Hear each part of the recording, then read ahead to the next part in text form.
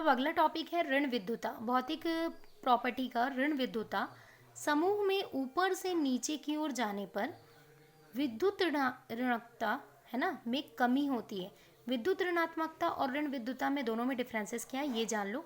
विद्युत ऋणात्मकता वो होता है जो धन आयन धन आवेशों की कमी, और ऋण विद्युता जो इलेक्ट्रॉन को खींचकर पकड़ने या नए इलेक्ट्रॉन को आकर्षित करने में प्रबलता।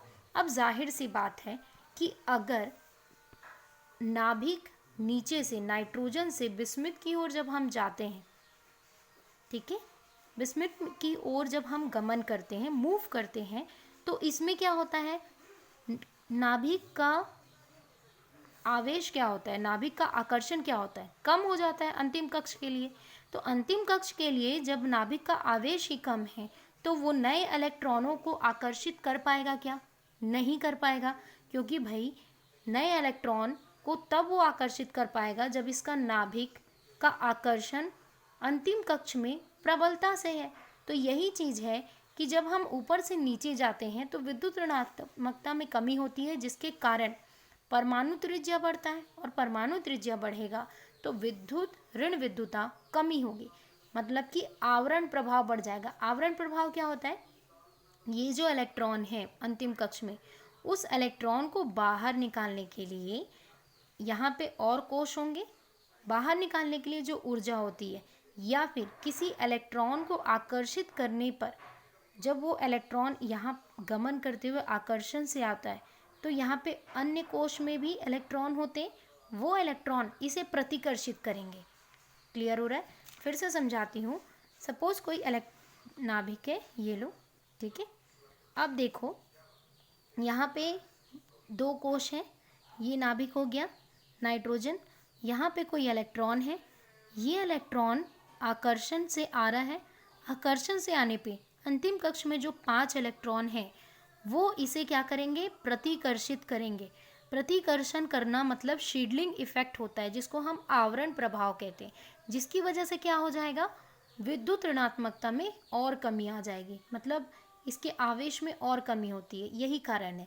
ठीक है, तो मेन रीज़न ये है कि जब हम ऊपर से नीचे की ओर जाते हैं तो ऋण विद्युता में कमी आती है, लेकिन अपेक्षाकृत नाइट्रोजन अधिक ऋण विद्युता दर्शाता है। रीज़न क्या है, क्योंकि नाइट्रोजन त्रिकबंध बनाता है, ये ध्यान में रखना। अगला टॉपिक देखते हैं, गलनांक व क्वथनांक। अब मालूम है कि गलनांक और क्वथनांक के लिए हमें क्या ज़रूरत होती है, ताप की, टेम्परेचर की। और टेम्परेचर कब हमें ज़्यादा देना होता है, जब वह जालक या कोई तत्व का जो मतलब बोल सकते हैं व्यवस्था है, जालक की व्यवस्था या पैकिंग, वो क्या होगी, निश्चित होगी। तो आपको मालूम है कि नाइट्रोजन गैसीय अवस्था में होता है, फॉस्फोरस प्लाज्मा अवस्था में होता है, जिसको हम अर्धठोस बोल सकते हैं, या ये भी कभी कभार वाष्पित अवस्था में प्राप्त होता है। आपको मालूम है आर्सेनिक, एंटीमनी, ये दोनों क्या होते हैं, उपधातु होते हैं, और धातु कौन है, बिस्मिथ है। तो आपको अवस्था से मालूम चल जाएगा कि गलनांक क्वथनांक किसका उच्च हो सकता है, बिस्मिथ का, फिर एंटीमनी आर्सेनिक का, क्योंकि वो उपधातु हैं, लास्ट में इन दोनों का, क्यों, क्योंकि यह गैसीय अवस्था या प्लाज्मा अवस्था में होते हैं।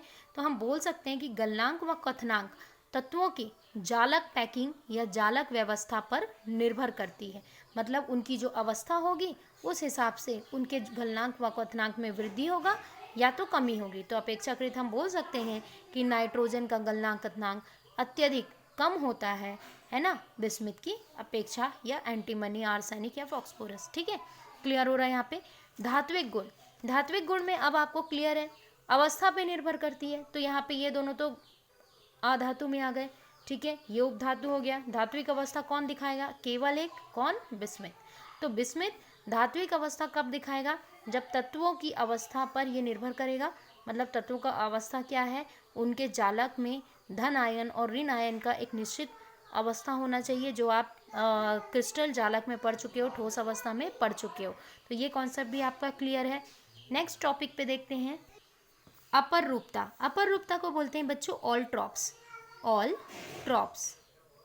तो ऑल ट्रॉप्स से मोस्ट इम्पॉर्टेंट मतलब अपर रूपता का मतलब होता है कि एक ही तत्व के विभिन्न रूप, जैसे कि हम बोल सकते हैं कि दुर्गा मैया के बहुत सारे रूप होते हैं, सेम वही चीज़ है। फॉस्फोरस के आपको 3 रूप मिलेंगे, आर्सेनिक के आपको 3 रूप मिलेंगे, एंटीमनी के आपको 4 रूप मिलेंगे, लेकिन नाइट्रोजन तथा बिस्मिथ के अपर रूपता प्रदर्शित नहीं की जाती, मतलब इनके अभी तक कोई अपर रूपता देखने नहीं मिली है। फॉस्फोरस का देखें तो सफ़ेद फॉस्फोरस, लाल फॉस्फोरस और पीले रंग का फॉस्फोरस भी मिलता है, ठीक है। हालांकि जो पीले रंग का फॉस्फोरस है वो सफ़ेद का ही एक अवक्षेप होता है जब वह ऑक्सीजन से क्रिया करता है तब, ठीक है। तो माना जाता है कि 2 ही इसकी अपर रूपता होते हैं, लेकिन बहुत वृहद मात्रा में पीले फॉस्फोरस को भी देखा गया है, इसीलिए इसे 3 भागों में विभक्त किया गया है, ठीक है। तो सफ़ेद फॉस्फोरस, आपको फॉस्फोरस कहाँ कहाँ प्राप्त होते हैं? सबसे ज़्यादा आपके जीवधारियों के ऊतकों में होते हैं, है ना, रक्त में होते हैं, डीएनए चैन में होते हैं। आप इजीली इसे देख सकते हो, आप अपने दांतों में जो सफ़ेदपन देखते हो हड्डी में, है ना, बोन में जो सफ़ेद लेयर होता है वो फॉस्फोरस का होता है, जिसे सफ़ेद फॉस्फोरस कहते हैं। अगर दांतों में पीलापन पड़ता है ना, तो उसे वो जो लेयर है पीलेपन का वही एक फॉस्फोरस है जो बोन को खराब करता है। लाल फॉस्फोरस भी ईजिली आपको जीवधारी के ऊतकों में देखने मिलेंगे, मसूड़े में भी देखने को ईजिली मिल सकते हैं। तो फॉस्फोरस आप अपने बॉडी में भी वॉच कर सकते हो। सेकंड आता है लाल फॉस्फोरस का सबसे ज़्यादा उपयोग कहाँ होता है? आपको मालूम होगा जितने भी मैच बॉक्स होते हैं, मैच फैक्ट्रीज होती हैं, मतलब माचिस की फैक्ट्रियाँ, है ना, वहाँ पर होता है। सफ़ेद या पीले फॉस्फोरस का उपयोग सबसे ज़्यादा मेडिसिन या मेडिकल फील्ड में किया जाता है।